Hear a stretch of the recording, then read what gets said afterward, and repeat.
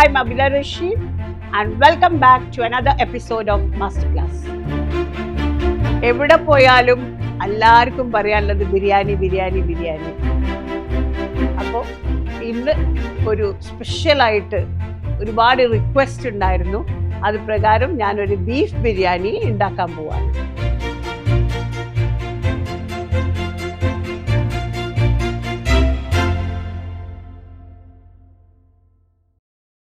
ഇന്ന് ഞാൻ ചെയ്യാൻ പോണത് അനദർ വീഡിയോ ഓഫ് ബിരിയാണി. ഈ ബീഫിന് പകരം മട്ടനും ഉപയോഗിക്കാം. ഇറ്റ്സ് എ സെയിം സിസ്റ്റമാണ്, കുറച്ചും കൂടി ഈസിയർ ആയിട്ട്. ആദ്യം ഞാൻ ചെയ്തിരുന്ന വീഡിയോസിലൊക്കെ ഞാൻ ഒരുപാട് ഇലാബറേറ്റ് ആയിട്ട് ഓരോ കാര്യങ്ങളും പറഞ്ഞ് മനസ്സിലാക്കിയിട്ടായിരുന്നു വീഡിയോ ചെയ്തിരുന്നത്. ഇപ്പം ഞാൻ ഒന്നും കൂടി ക്വിക്ക് ഇൻ ആക്ഷനിലാണ് വീഡിയോ ചെയ്യുന്നത്. ബിക്കോസ് അത്ര ഇലാബറേറ്റ് ആയിട്ട് ഒരു ഡിക്ഷണറി പോലെ ഞാൻ ഉണ്ടാക്കി വെച്ച കുറേ വീഡിയോസ് ഉണ്ട്. അപ്പോൾ ഓരോ പർട്ടിക്കുലർലി നിങ്ങൾക്ക് എന്തെങ്കിലും അറിയണമെന്നുണ്ടെങ്കിൽ ആ പർട്ടിക്കുലർ സെഗ്മെൻറ്റിലേക്ക്, ഇപ്പോൾ ഉള്ളി പൊരിക്കുന്നത് ഒന്നും കൂടി ക്രിസ്പായിട്ട് അറിയണമെങ്കിൽ ആ വീഡിയോസിലേക്ക് നിങ്ങൾ പോയി കഴിഞ്ഞാൽ കാണും. അപ്പോൾ ഇന്ന് എൻ്റെ വീഡിയോസ് എല്ലാം കണ്ട് പഠിച്ച ആൾക്കാർക്കും ഇനി പുതിയ ആൾക്കാർക്കും വേണ്ടിയിട്ട് പെട്ടെന്ന് ഉണ്ടാക്കാൻ പറ്റുന്ന ഒരു ബീഫ് ബിരിയാണിയാണ് അന്ന് ചെയ്യാൻ പോകുന്നത്. ആദ്യം തന്നെ ഉള്ളി പൊരിക്കണം. അപ്പോൾ ഉള്ളി പൊരിക്കാൻ നമുക്ക് ഓയിൽ വേണം. ഈ സമയത്ത് കുറച്ച് നല്ലോണം ഓയിൽ വേണം. പക്ഷെ ആ ഓയിൽ നമുക്ക് ബാക്കിയുള്ളത് നെയ്ച്ചോറ് ഉണ്ടാക്കാനൊക്കെ എടുക്കാം. അപ്പോൾ ഉള്ളി പൊരിക്കാനില്ലേ, ഉള്ളിക്ക് നല്ലൊരു ഫ്ലേവറിങ് കിട്ടാൻ വേണ്ടിയിട്ട് കുറച്ച് നെയ്യും കൂടി കൂട്ടി കൊടുക്കുക. ഇനി ഓയിൽ നിങ്ങൾക്ക് ഇഷ്ടമുള്ള ഓയിൽ ഉപയോഗിക്കുക. കോക്കനട്ട് ഓയിലും കുഴപ്പമില്ല, സാധാരണ സൺഫ്ലവർ ഓയിലും കുഴപ്പമില്ല. ഞാൻ ഇന്ന് ഉണ്ടാക്കാൻ പോണത് 1 kg ബീഫ് ബിരിയാണിയാണ്. അപ്പോൾ അതിനാവശ്യമുള്ള ഉള്ളി എനിക്കെപ്പോൾ ഒരു പിടുത്താണ്, കണക്ക് ഗ്രാമിലൊന്നും ഞാൻ പറയില്ല. നല്ലൊരു പിടി ഉള്ളി, ഒരു 2 പിടി ഉള്ളി നല്ലോണം ഒന്ന് വാട്ടിയെടുക്കണം. ഉള്ളി വാടാനാണ് ഒരു ബിരിയാണിക്ക് ഉണ്ടാക്കാൻ ഏറ്റവും അധികം താമസമുള്ള ഒരു കാര്യം ഈ ഉള്ളി പൊരിച്ചെടുക്കല. നമുക്ക് വീട്ടിൽ സമയം ഉണ്ടാകുന്ന സമയത്ത് കുറച്ച് കൂടുതൽ ഉള്ളി പൊരിച്ച് വെച്ച് കഴിഞ്ഞാൽ അത് റെഫ്രിജറേറ്റ് ചെയ്ത് വെച്ചാൽ ഒന്നും ആവില്ല. അത് മേ ബി സമയമില്ലാത്ത സമയത്ത് ഉള്ളി മുറിക്കാനൊന്നും വേണ്ട. കറിയൊക്കെ ഉണ്ടാക്കുമ്പോൾ ഈ പൊരിച്ച ഉള്ളി കുക്കറിലിട്ട് ബാക്കി കുറച്ച് പച്ചമുളക്, തക്കാളി, മല്ലിപ്പൊടി എല്ലാം ഇട്ടിട്ട് ഒരു കറി ഉണ്ടാക്കാനും എളുപ്പമാണ്. അപ്പോൾ എന്നും ഉള്ളി ഫ്രൈ ചെയ്യുന്ന സമയത്തില്ലേ, അതൊരു ടൈമുള്ള ദിവസം കുറച്ച് തോന ഉള്ളി പൊരിച്ച് വെക്കാം. അതിനാണ് ഈ ടൈം എടുക്കുക. അല്ലെ ബിരിയാണി എല്ലാം വേഗം പണി കഴിയും. ഉള്ളി ഒന്ന് നല്ലോണം വാടി കുറച്ചൊരു കളർ മാറി വരണം. ആസ് സെറ്റ് ഞാൻ എപ്പോഴും പറയുമല്ലോ, ഉള്ളി പൊരിക്കുന്ന സമയത്ത് ഒരുപാട് ശ്രദ്ധ വേണം. ഉള്ളി ഒന്നിങ്ങനെ ഇടയ്ക്കിടയ്ക്ക് ഇളക്കി മേലോട്ടിട്ട് എയറിലേക്ക് എടുത്ത് പിന്നെ ഇട്ട്, ഇതെല്ലാം നിങ്ങൾക്ക് ശരിക്കും ഷാർപ്പായിട്ട് അറിയണമെങ്കിൽ ഞാൻ ഇതിൻ്റെ മുന്നേ ചെയ്ത ചിക്കൻ ബിരിയാണി വീഡിയോയിൽ വളരെ ക്ലിയർ ആയിട്ട് കൊടുത്തിട്ടുണ്ട്. അപ്പോൾ സ്റ്റെപ്സൊക്കെ ഒരു ഡിക്ഷണറി പോലെ ആ വീഡിയോസ് ഉപയോഗിക്കുക. ഇനിയുള്ള വീഡിയോസൊക്കെ വേഗം വേഗം ചെയ്യുന്ന മാതിരിയുള്ള വീഡിയോസ് ആയിരിക്കും ഞാൻ ചെയ്യുക. ഇത് ബ്രൗൺ കളർ ആവുന്നില്ല, ഒന്ന് ഉള്ളീൻ്റെ ആ പച്ച ഇത് മാത്രം പോകുന്നുള്ളൂ, നോട്ട് ബ്രൗൺ കളർ. നമ്മൾ 1 കിലോ മാത്രമാണ് ഉണ്ടാക്കുന്നത്, ചെറിയ ക്വാണ്ടിറ്റിയാണ് ഉണ്ടാക്കുന്നത്. ഈ ഓവർ ഗോൾഡൻ കളറായി കഴിഞ്ഞാൽ ബീഫ് ഓൾറെഡി ഡാർക്കർ മീറ്റാണല്ലോ, അതുകൊണ്ടാണ് ഞാൻ ഈ ഒരു കളറിങ്ങിലെടുത്തത്. നമ്മളിത് കഴിഞ്ഞിട്ട് ഒരു പ്രോസസ്സിൽ ഫ്രൈഡ് ഓണിയൻ ഇടും. ഇനി നമുക്ക് മസാല ഉണ്ടാക്കാം.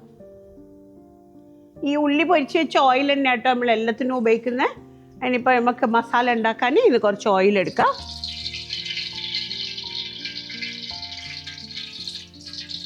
ഇതിലേക്ക് നമുക്ക് കുറച്ച് തക്കാളി, 1 കിലോ മീറ്റ് ഒരു 2, ചെറുതാണെങ്കിൽ 3 തക്കാളി, വലുതാണെങ്കിൽ 2 എണ്ണം. തക്കാളി ഒന്ന് വാടിയിട്ട്, നമ്മൾ ചിക്കൻ ബിരിയാണി ഉണ്ടാക്കുന്ന സമയത്ത് ആദ്യം നമ്മൾ ഉള്ളിയായിരുന്നു വാട്ടിയിരുന്നത്. ഇതിൽ ഞാൻ തക്കാളിയാണ് ആദ്യം വാട്ടുന്നത്. തക്കാളീൻ്റെ ആ തോലെല്ലാം ഒന്ന് ഉരുകി വരാൻ വേണ്ടിയിട്ടാണ് ആ എണ്ണയിൽ തക്കാളി മാത്രമായിട്ട് ഇട്ടത്. ഇതിലേക്ക് നമുക്ക് ഇഞ്ചി, ഒരു 1 കിലോന് ഓൾമോസ്റ്റ് ഒരു 70 ഗ്രാംസാണ് ഇഞ്ചി വരിക. കുറച്ച് ഇഞ്ചി നല്ലോണം ചതുക്കിയത്, അരിഞ്ഞു പോരുത് കേട്ടോ, ചതുങ്ങിയാൽ മതി. തന്നെ വെളുത്തുള്ളി, ഇഞ്ചി കുറച്ചും വെളുത്തുള്ളി ജാസ്തിയാണ് എപ്പോഴും. പിന്നെ പച്ചമുളക് എരിവിനനുസരിച്ച്, ചില പച്ചമുളകിന് നല്ല എരിവുണ്ടാവും, ചിലതിന് എരിവ് കുറവായിരിക്കും. ഇപ്പോൾ വരുന്ന പച്ചമുളകിന് എരിവ് കുറവാണ്, അതുകൊണ്ട് ഞാൻ കുറച്ച് കൂടുതൽ ഇട്ടിട്ടുണ്ട്. എപ്പോഴും പറയുന്ന പച്ചമണം പോകണം ആ ഒരു വാസനയില്ലേ എപ്പോൾ, അത് അതിലേക്ക് തന്നെ ഇരുന്ന് കഴിഞ്ഞാൽ പിന്നെ ആ ഒരു സ്മെല്ല് അവിടെ ആയിപ്പോവും. അപ്പോൾ അത് പോവാനുള്ള ക്ഷമ എന്തായാലും വേണം. ആ ഒരു വാസന പോയതിൻ്റെ ശേഷം നമുക്കിതിലേക്ക് മീറ്റ് ആഡ് ചെയ്യണം. അപ്പോൾ ആ സ്മെല്ലൊന്ന് പോട്ടെ. ഈ പല സ്റ്റൈലും ഉണ്ട് ബിരിയാണി. ഇപ്പോൾ നിങ്ങൾ തലശ്ശേരി ബിരിയാണി എന്ന് പറഞ്ഞു കഴിഞ്ഞാൽ കണ്ണൂർ വ്യത്യാസമാണ്, മാഹിയിൽ വ്യത്യാസമാണ്, പിന്നെ അതേമാതിരി അതിൻ്റെയൊക്കെ ഓരോ പ്രദേശത്തും അതിൻ്റേതായ വ്യത്യാസങ്ങളുണ്ട് ബിരിയാണിക്ക്. ചില ഇപ്പോൾ കണ്ണൂരെല്ലാം തലശ്ശേരിയെല്ലാം കണ്ടത് അവർ ഡയറക്റ്റ് നെയ്യും ഓയിലും ചൂടാക്കിയിട്ട് അതിൻ്റെ അകത്തേക്ക് ഉള്ളി വഴറ്റിയിട്ടാണ് ചെയ്യുന്നത്. ചില സ്ഥലത്ത് ഉള്ളി ആദ്യം വഴറ്റുന്നതിന് പകരം അവർ തക്കാളി ഇട്ടിട്ടാണ് തുടങ്ങുക. അങ്ങനെ ചേരുവകളൊക്കെ ഒന്നുണ്ടായിരിക്കും, പക്ഷേ ആ way of style of cooking, like എന്ത് ഇൻഗ്രീഡിയൻ്റ് ആദ്യം ഇടുന്നത്, ആ ഒരു സ്റ്റൈലിംഗ് ഡിഫറെൻ്റ് ആകുമ്പോഴാണ് ടേസ്റ്റിൽ വ്യത്യാസം വരുന്നത്. ഇപ്പം മുഴുപ്പിലങ്ങാട് ബിരിയാണി വേറെ തന്നെയാണ്, മാഹി വേറെ തന്നെയാണ്. അപ്പോൾ ആ ഒരു ഭാഗത്തേക്ക് പോകുമ്പോൾ ആ ബിരിയാണിയുടെ സ്റ്റൈലേ വ്യത്യാസമാണ്. ഓക്കെ, ഇതിപ്പോൾ ഒന്ന് മൂത്ത് വന്ന് ഇതിൻ്റെ അകത്ത് ഇതിലേക്ക് നമുക്ക് ആ മീറ്റ് ആഡ് ചെയ്യാം. നല്ല ഇളയ ബീഫാണത്, കുറച്ച് നെയ്യെല്ലാം വേണം, പിന്നെ എല്ല് ഉള്ള കഷ്ണങ്ങളാണ് എപ്പോൾ നല്ലത്. അതിൻ്റെ ആ എല്ലിൻ്റെ മജയെല്ലാം വരുമ്പോഴാണ് ബിരിയാണിക്ക് ടേസ്റ്റ് കൂടുക. അതിനാവശ്യമുള്ള കുറച്ച് നെയ്യും വേണം. ഇനി ഇതൊന്നായി ഈ ഉള്ളി ഒന്ന് ആയി വരുമ്പോൾ കുറച്ച് അടി പിടിക്കും, അത് സാരമില്ല. എന്നിട്ട് അതിലേക്ക് നമുക്ക് ഇറച്ചി ഇട്ട് കൊടുക്കാം. 1 കിലോ ബീഫ് സാധാരണ കട്ട് ചെയ്യുമ്പോഴേ ഒരു 16 പീസസ് എല്ലാം ആയിട്ട് കട്ട് ചെയ്താൽ മതി. പൊതുവെ നമ്മൾ പറയുക 1 കിലോ ചോറുണ്ടാക്കി കഴിഞ്ഞാൽ ഒരു 6 ആൾ 7 ആൾക്ക് കഴിക്കാമെന്നാണ് പറയുക. അപ്പോൾ ഈ 7 ആൾക്ക് കഴിക്കണം എന്നുണ്ടെങ്കിൽ ഒരു 14 പീസസ് പ്ലസ് ഒരു 2-3 പീസ് എക്സ്ട്രാ, അതാണല്ലോ അതിൻ്റെ കണക്ക്. അതുകൊണ്ടാണ് പറയുന്നത് 1 കിലോ മീറ്റ് ഒരു 16 പീസായിട്ട് കട്ട് ചെയ്യാൻ. നന്ന ചെറിയ കറി കട്ടാവുമ്പോഴേ ആ ബിരിയാണി വിളമ്പുമ്പോൾ പീസ് കിട്ടൂല.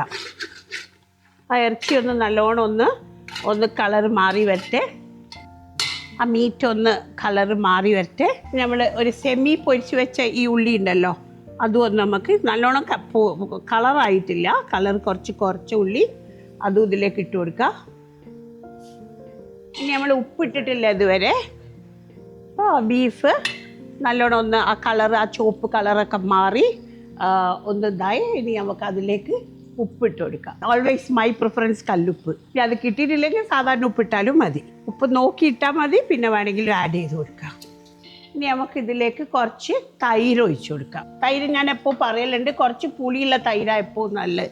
മേ ബി പുറത്തുള്ള ആൾക്കാർക്കൊക്കെ തൈര് ഇത്ര പുളി ഇല്ലെങ്കിൽ ബിരിയാണി ഉണ്ടാക്കാൻ തീരുമാനിച്ചിട്ടുണ്ടെങ്കിൽ നേരത്തെ തൈര് എടുത്തിട്ട് കുറച്ച് നേരം ചൂടുള്ള അവനില്ലേ, അവനിലിട്ട് ബേക്ക് ചെയ്യണം എന്നല്ല പറയുന്നത്, ചൂടുള്ള ഒരു ചെറിയ ടെമ്പറേച്ചർ മെയിൻറ്റെയിൻ ചെയ്യുന്ന അവനിൽ വെച്ച് കഴിഞ്ഞാൽ ആ തൈരിൻ്റെ പുളിപ്പ് കിട്ടും. ഈ പുളിപ്പില്ലെങ്കിൽ തൈരിനെ കൊണ്ട് ഒരു രസവും ഇല്ല. അപ്പോൾ കുറച്ചൊരു പുളിപ്പ് കിട്ടാൻ അങ്ങനെ ചെയ്യാം. ഇനി ഇന്ത്യയിലാണെങ്കിൽ തണുപ്പില്ലാത്ത സ്ഥലത്താണെങ്കിൽ ആ പുളിപ്പ് തന്നെ മതി. അപ്പോൾ തൈരാണ് ഞാനിതിൽ വെള്ളത്തിന് പകരം ഇത് കുക്ക് ചെയ്യാൻ ഉപയോഗിക്കുന്നത്. എല്ലാ സാധനവും ഇങ്ങനെ റെഡിയാക്കി വെച്ചിട്ടുണ്ടെങ്കിൽ ഉണ്ടാക്കാൻ ഭയങ്കര എളുപ്പമാണ്. അപ്പോൾ തലേന്നെ എല്ലാം റെഡിയാക്കി വെച്ചാൽ ബിരിയാണി ഉണ്ടാക്കാൻ എളുപ്പമായില്ലേ. അപ്പോൾ ഈ 2025 പെട്ടെന്ന് വീട്ടിലുണ്ടാക്കാൻ പറ്റുന്ന റെസിപ്പീസാണ് ഞാൻ ഇനി ചെയ്തു തരാൻ പോകുന്നത്. ലോഗ് റെസിപ്പീസൊക്കെ ഒരുപാട് ചെയ്തു, ഒരുപാട് അതിൻ്റെ അകത്തൂടെ നിങ്ങൾ എല്ലാ ബേസിക്സ് ഓഫ് കുക്കിംഗ് പഠിച്ചിട്ടുണ്ടാവും. ബിക്കോസ് കടുക് എന്ത് ചെയ്യണം, കടുക് പൊട്ടണം, ഓരോ ഇൻഗ്രീഡിയൻറ്റിൻ്റെ വിവരങ്ങളും ഞാൻ എല്ലാ റെസിപ്പീസിലും പഠിപ്പിച്ചു തന്നിട്ടുണ്ട്. ഇനി ഇത്ര ടൈമിൽ ഞാൻ വീഡിയോ ഉണ്ടാക്കി കഴിഞ്ഞാൽ നിങ്ങൾക്ക് മടുത്തു പോവും. അതുകൊണ്ട് എളുപ്പം ഉണ്ടാക്കാവുന്നത് പെട്ടെന്ന് തീരുന്ന ഞാൻ ഇതേ റെസിപ്പീസ് എല്ലാം ഒത്തൻറ്റിക് ആയിട്ടുള്ള റെസിപ്പി തന്നെ, കറക്റ്റ് കുക്കിംഗ് എല്ലാം, പക്ഷേ കുറച്ചും കൂടി വേഗം പോവും. ഇപ്പോൾ ഇത് എല്ലാം ആയി, ഇതിലേക്ക് ആവശ്യമുള്ള എല്ലാ ഇൻഗ്രീഡിയൻറ്റും ആയി. ഇനി ഇത് നമുക്ക് കുക്ക് ചെയ്ത് കിട്ടണം. ബീഫ് നമ്മൾ വാങ്ങുന്ന സമയത്ത് നമ്മൾ ചില സമയത്ത് എപ്പോൾ ഷോപ്പിലെല്ലാം പോയി കഴിഞ്ഞാൽ കാണാൻ തൈ തൂക്കിയിട്ടിട്ടുണ്ടാവുക, ബീഫിൻ്റെ തൈ. ആ തൈയിൻ്റെ ഇറച്ചീനെക്കാട്ടി ഏറ്റവും നല്ലത് അതിൻ്റെ ബാക്കിൽ വരുന്ന ഇറച്ചി, അല്ലെങ്കിൽ ആ സ്റ്റമക്കിൻ്റെ ഭാഗം, ഇതൊക്കെയാണ് മോർ ഫ്ലേവർഫുൾ ആയിട്ടുള്ള ഇത്. മറ്റേത് ചങ്കി മീറ്റ് ആയിരിക്കും. ഫ്ലേവർ ഓറിയൻറ്റഡ് ആണെങ്കിൽ നമ്മൾ ആ ബാക്ക് ബോണും വയലെല്ലാം കൂടി മിക്സ് ആയിട്ടുള്ള കർക്കസാണ് എടുക്കേണ്ടത്, അല്ലാണ്ട് വെറും ഫ്ലഷ് അല്ല. ഇത് അതേമാതിരി തന്നെ ബീഫ് ചില സമയത്തില്ലേ, നമ്മുടെ നാട്ടിൽ മൂരി എന്ന് പറയും, പിന്നെ മൂരി ഇറച്ചി ഉണ്ട്, പിന്നെ കുട്ടൻ ഇറച്ചി ഉണ്ട്. കുട്ടൻ എന്ന് പറഞ്ഞാൽ ചെറിയ കാഫ്. ബഫ്ലോ മീറ്റും ഉണ്ട്. ബഫ്ലോ മീറ്റിന് മലയാളത്തിന് പോത്തിറച്ചി. അങ്ങനെ 3 തരം ഇറച്ചിയുണ്ട്. ഓക്കെ, ഈ കാഫ് മീറ്റ് എന്ന് പറയുന്നത് 1 വയസ്സിൻ്റെ താഴോട്ടുള്ള മൂരിക്കുട്ടികളായിരിക്കും. അതാകുമ്പോൾ ഭയങ്കര സോഫ്റ്റ് ആൻഡ് വൈറ്റ് ആയിരിക്കും അതിൻ്റെ മീറ്റ്, പെട്ടെന്ന് കുക്കാവും. പക്ഷെ ഭയങ്കര ചുവപ്പ് കളർ കൂടുന്തോറും കുക്ക് ചെയ്യാൻ ടൈം എടുക്കും. അപ്പം എന്ത് ബീഫ് അങ്ങക്ക് കിട്ടണമെന്ന് എനിക്ക് ഉറപ്പ് പറയാൻ പറ്റൂല. അപ്പോൾ കുക്കിംഗ് ടൈം അതിനനുസരിച്ച് നിശ്ചയിക്കണം. ലൈക്ക് ഇപ്പം നല്ലോണം ഭയങ്കര ചുവപ്പ് കളറിലുള്ള മീറ്റൊക്കെ ആണെങ്കിൽ കുക്കറിൽ 5-6 വിസിലടിക്കേണ്ടി വരും. കുറച്ചും കൂടി ഒരു കാഫ് മീറ്റ് ആണെങ്കിൽ മേ ബി ഒരു 3 വിസിൽ 4 വിസിലുകൊണ്ട് പ്രഷർ കുക്കറിൽ ഇത് കുക്കാവും. ഓക്കെ, ഐ എം സോറി, ഇനി പ്രഷർ കുക്കർ ഇല്ലാത്ത ആൾക്കാർ, ഞാനിപ്പോൾ അടുത്ത അറിഞ്ഞത് നമ്മൾ ഇന്ത്യയിൽ മാത്രമുള്ളൂ ഇങ്ങനെ പ്രഷർ കുക്കർ ഉപയോഗിക്കണമെന്നുള്ളത്. പ്രഷർ കുക്കർ ഉപയോഗിക്കാത്ത രാജ്യങ്ങളും ഉണ്ട്. അപ്പോൾ അവർക്കെല്ലാം ഈ മീറ്റ് കുക്കിംഗ് ടൈം ആ മീറ്റിൻ്റെ കളർ അനുസരിച്ചിട്ട് നിങ്ങൾ നോക്കി അതിനനുസരിച്ച് ഈ തൈര് മതിയാവില്ല. അങ്ങനെ വരുമ്പോൾ ചൂടുള്ള വെള്ളം ആഡ് ചെയ്ത് കൊടുക്കാം. എല്ലാവർക്കും ഒരു സംശയം, എപ്പോൾ എനിക്ക് കമൻസ് ചോദിക്കും, ലൈക്ക് എത്ര ടൈം കുക്ക് ചെയ്യണം, എത്ര നേരം എടുക്കും, ഇതൊക്കെ. See it all depends on the meat what you are cooking, the climatic conditions, അവിടുത്തെ തണുപ്പ് അല്ലെങ്കിൽ ചൂട്, ഇതെല്ലാം ഇതിൽ മാറ്റർ ആവും ഈ കുക്കിംഗ് ടൈം. അതിനെന്താ ചെയ്യേണ്ടത്? ഈ പ്രോസസ്സൊക്കെ സെയിമാണ്, പക്ഷേ ചൂടുള്ള വെള്ളം ഉണ്ടാക്കി വെക്കുക. ആവശ്യാനുസരണം അത് വേവുന്ന വരെ ആ ചൂടുവെള്ളം മാത്രമേ ആഡ് ചെയ്യാൻ പറ്റുള്ളൂ.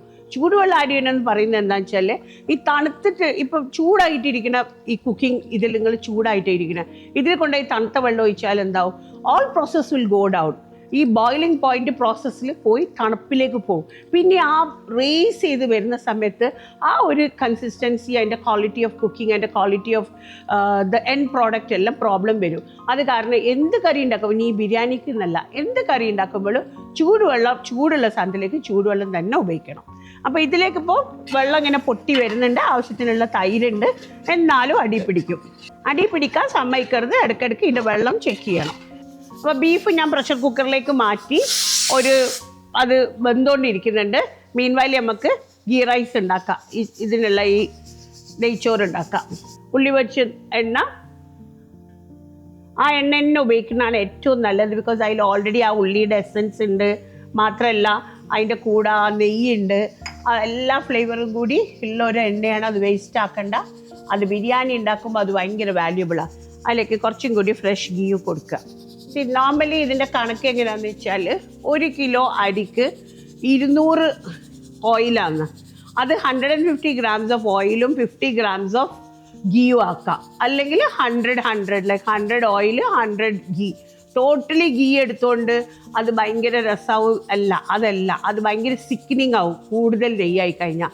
അപ്പോൾ 50 ഞാനൊക്കെ ചെയ്യുക 150 grams ഓഫ് ഓയിലും 50 grams of നെയ്യുമാണ്.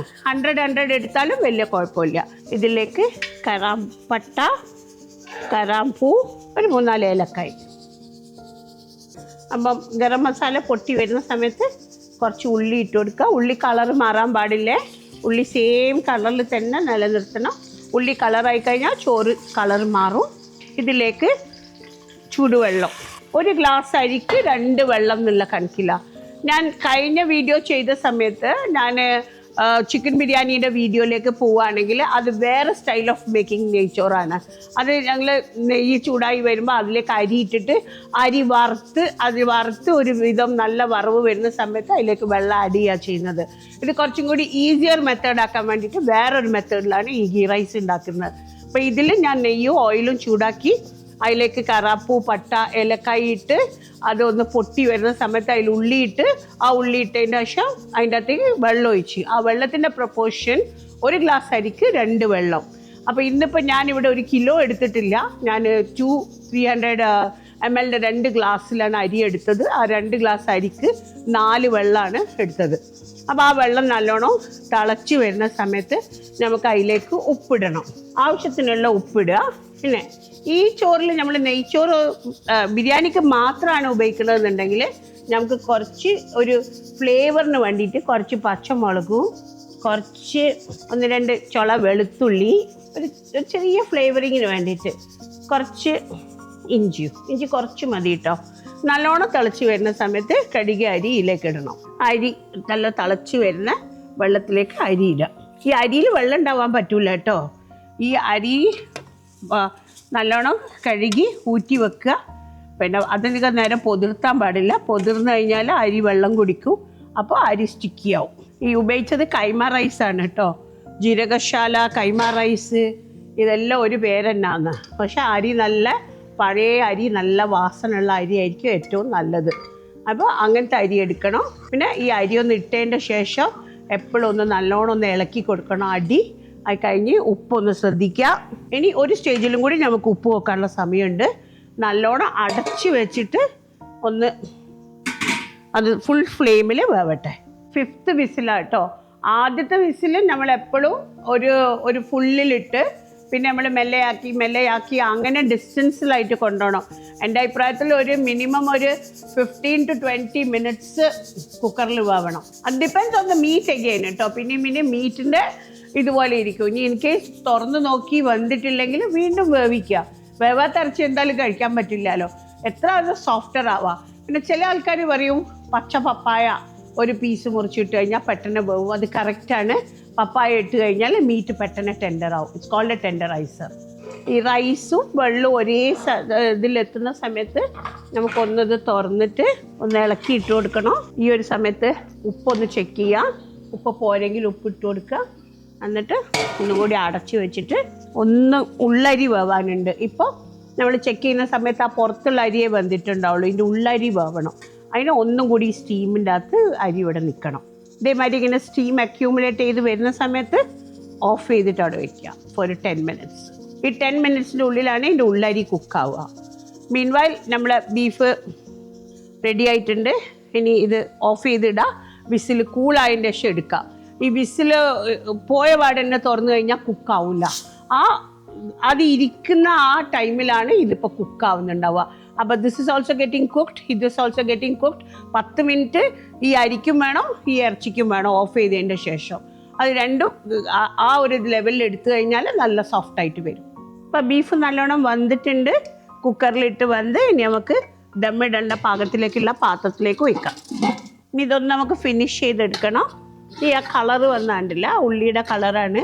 Beef already dark meet ആയതുകൊണ്ട് ഈ കളറ് വരും. ഈ കുറച്ച് ഫ്ലേവറിന് വേണ്ടിയിട്ട് കുറച്ച് പൊരിച്ച ഉള്ളി, കുറച്ച് മല്ലിയില, കുറച്ച് ചെറുനാരങ്ങൻ്റെ നീരും,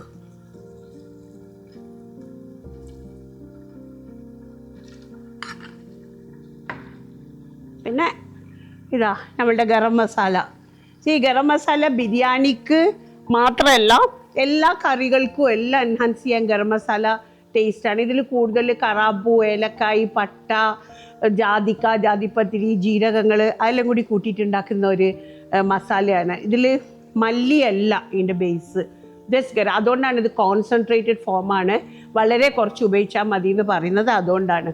അപ്പോൾ ഒരു ഡബ്ബ ഏകദേശം നമുക്കൊരു 75 കിലോ ബിരിയാണി വരെ ഉണ്ടാക്കാനുള്ള ഗരം മസാല ഇതിൻ്റെ അകത്തുണ്ട്. Like 70 kilos for sure. Because 5 grams 1 കിലോന് വരുന്നുള്ളൂ. അപ്പം നല്ലോണം നമ്മൾ നല്ല ടൈറ്റ് പാക്കിംഗ് ആണ്. ഇത് എവിടെ കൊണ്ടുപോകുമ്പോഴും ഇത് പൊട്ടിപ്പോവേ ഒന്നുമില്ല. പേൾ പെറ്റ് ബോട്ടിലാണ് യൂസ് ചെയ്യുന്നത്.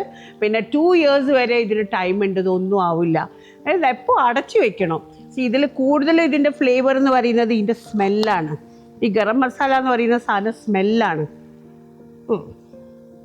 വെരി സ്ട്രോങ് സ്മെല്ലാണ്. അതുകൊണ്ട് കൂടുതലായി കഴിഞ്ഞാലും നല്ലതല്ല. അപ്പോൾ വളരെ കുറച്ച് ഉപയോഗിച്ചാൽ മതി. ഇതിലേക്ക് നല്ലൊരു പിഞ്ച്, ഈ 3 വിരൽ ഉപയോഗിച്ചാൽ മതി എന്നാണ് ഞാൻ പറയാറ്. അത്ര മതി. ഈ മസാല ഇടുന്ന സമയത്ത് തന്നെ നിങ്ങൾക്ക് ആ ഫ്ലേവർ ചേഞ്ച് മനസ്സിലാവും. ആ ഒരു സ്മെല്ല് തന്നെ നിങ്ങൾക്ക് മനസ്സിലാക്കാം. ഞാൻ വേറെ ഒന്നും ഇട്ടിട്ടില്ല. ഒരു മുളക് പൊടി, മല്ലി, എല്ലാ കമൻസിലും പറയുന്നുണ്ട് എന്താ മുളകിടാത്തത്, എന്താ മല്ലി ഇടാത്തത്, കുരുമുളക് വേണ്ടേ? ഒന്നും വേണ്ട. ആ ഇറച്ചിയിൽ തന്നെ എല്ലാ ഫ്ലേവേഴ്സും ഉണ്ട്. ആവശ്യമുള്ള എൻഹാൻസ്മെൻറ്റിന് വേണ്ടിയിട്ട് നമ്മൾ ഈ ഒരിത്തിരി ഗരം മസാല കൊടുത്തിട്ടുണ്ട്. പിന്നെ അതിൻ്റെ പുറമെ പച്ച ഉള്ളി, പച്ചമുളക് എല്ലാം ഉണ്ടല്ലോ, അതെല്ലാം മതി. It will be really nice and flavourful. This is one of the best ബിരിയാണിയാണ് ബീഫ് ബിരിയാണി എന്ന് പറയുന്നത്. പിന്നെ ഞാൻ വീഡിയോ കുറച്ച് താമസിച്ച് ബീഫ് ബിരിയാണി ചെയ്യാൻ, എല്ലാവർക്കും ഇഷ്ടമാവോ ബീഫ് എന്നുള്ളത് അറിയില്ല. പക്ഷേ ഇവിടെ കേരളത്തിൽ down Malabar this is very commonly used biryani. Biryani എന്ന് പറഞ്ഞാൽ ചിക്കനെക്കാട്ടിയും എല്ലാവർക്കും ഏറ്റവും കൂടുതൽ ഇഷ്ടം ബീഫ് ബിരിയാണിയാണ്. ഓക്കെ, അപ്പോൾ ഈ വെള്ളം ഒന്ന് നല്ലോണം വറ്റിച്ചെടുക്കുക. You can see that beautiful colour. ചിക്കന് വരുമ്പോൾ ഇത്ര കളർ കിട്ടൂല. ഈ ഒരു കളറ് ആണ് ഇതിൻ്റെ ഏറ്റവും ബെസ്റ്റ് പാർട്ട്. പിന്നെ ഈ ബീഫിൽ നല്ല നെയ്യ് ഉണ്ടായിരുന്നു. ആ നെയ്യാണ് ഈ മേലോട്ട് ഇരിക്കുന്നത്. ഞാൻ വളരെ കുറച്ച് നെയ്യേ ഇട്ടിട്ടുള്ളൂ, 2 ടേബിൾ സ്പൂൺ നെയ്യേ ഞാൻ ഇട്ടിട്ടുള്ളൂ. പക്ഷേ ഇത് ആ ബീഫിൽ ഉണ്ടായിരുന്ന നെയ്യാണ് പുറത്തേക്ക് വരുന്നത്. ഓക്കെ, ഇനി നമുക്ക് ഇതൊക്കെ ഒന്ന് ചെക്ക് ചെയ്ത് ഉപ്പും പുളിയെല്ലാം നല്ലോണം നോക്കിയതിൻ്റെ ശേഷം നമുക്ക് ചോറ് കറക്റ്റാണ്. ഞാൻ ചെക്ക് ചെയ്യുന്ന ആളല്ല സാധാരണ, നമുക്കൊക്കെ ഒരു പിടുത്തമാണ്, ആ പിടുത്തത്തിൽ കറക്റ്റാവും ഉപ്പ്. ഇനി ഇതിപ്പോൾ ഓൾമോസ്റ്റ് സെറ്റായിട്ടുണ്ട്. ഇനി ആ നല്ലോണം 10 മിനിറ്റ് ആയിട്ട് റെസ്റ്റ് ചെയ്ത ഈ ചോറ് റെഡി ആയിട്ടുണ്ട്. ഈ ചോറ് എടുത്തിട്ട് നമുക്ക് ഇതിൻ്റെ മേലെ ഇട്ടിട്ട് ഇതൊന്ന് ദമ്മിടാം. നല്ല ചൂട് തന്നെ ദമ്മിടണം കേട്ടോ. ആ ചൂടിൽ ദമ്മിടുമ്പോഴാണ് ആ ബീഫിൻ്റെ ഇതിൻ്റെ വാസനയും ആ ഫ്ലേവേഴ്സൊക്കെ ചോറിലേക്ക് എൻട്രി ചെയ്യാം. ചോറും ചൂടുണ്ട്, മസാലയും ചൂടുണ്ട്. ഇതിലേക്ക് ലാസ്റ്റ് ഇതിൻ്റെ അണ്ടി മുന്തിരിയും ഗരം മസാല, അണ്ടി മുന്തിരി, മല്ലിയില ഇട്ടിട്ട് നമുക്ക് ഫിനിഷ് ചെയ്യാം. ഇനി ഒരു 2 മിനിറ്റ് ഒന്ന് ആവി കയറ്റണം. ഇങ്ങനെ ഞാൻ ചെയ്യുന്ന സമയത്തെ ഇത് നല്ല ശ്രദ്ധ വേണം കേട്ടോ. ഇത് ശ്രദ്ധയില്ലാണ്ട് ഇടരുത്. നമ്മൾ വാച്ച് ചെയ്തിട്ട് വേണം ഇത് ചെയ്യാൻ. അടിക്ക് പിടിക്കാനുള്ള എല്ലാ സാധ്യതയുണ്ട്. കൂടുതൽ ടൈം വെച്ച് മറന്നുപോയി കഴിഞ്ഞാൽ അടിക്ക് പിടിക്കും. ഇപ്പം ആവശ്യം എന്താണെന്നറിയോ, ആ ഒരു ചൂടിൻ്റെ അകത്തുനിന്ന് വരുന്ന ആ പുക ഉണ്ടല്ലോ, നമ്മളിത് ഒന്ന് കുക്ക് ചെയ്യുമ്പോൾ ആ പുക ചോറിലേക്ക് എൻട്രി ചെയ്യാണ്. അപ്പോൾ വലിയ ബുദ്ധിമുട്ടൊന്നുമില്ലല്ലോ ഒരു ബീഫ് ബിരിയാണി ഉണ്ടാക്കാൻ. ഇതിൻ്റെ ചോറ് ഞാൻ വേറൊരു സ്റ്റൈലാണ് വെച്ചത്. ഇനി വറുത്ത് വെക്കണം എന്നുള്ള സ്റ്റൈൽ അറിയണമെന്നുണ്ടെങ്കിൽ you can go back to my first biryani video. Almost 3 കൊല്ലമായി വീഡിയോയിൽ ഉണ്ടാക്കുന്ന. അതിൽ ഏറ്റവും അധികം അപ്രീസിയേഷനും ഏറ്റവും അധികം മില്യൺസും വ്യൂസും കിട്ടിയത് ബിരിയാണി വീഡിയോനാണ്. ഈ ബിരിയാണി വീഡിയോ നിങ്ങൾക്ക് എല്ലാവർക്കും ഇഷ്ടപ്പെടുമെന്ന് വിചാരിക്കുന്നത്. ഇത് കുറച്ചും കൂടി സിംപിളറായിട്ട് വെരി ഡിഫറെൻറ്റ് സ്റ്റൈലും ആൻഡ് റിയലി ഫ്ലേവർഫുൾ ബിരിയാണിയാണ്. Hope you will all try making it and enjoy this biryani.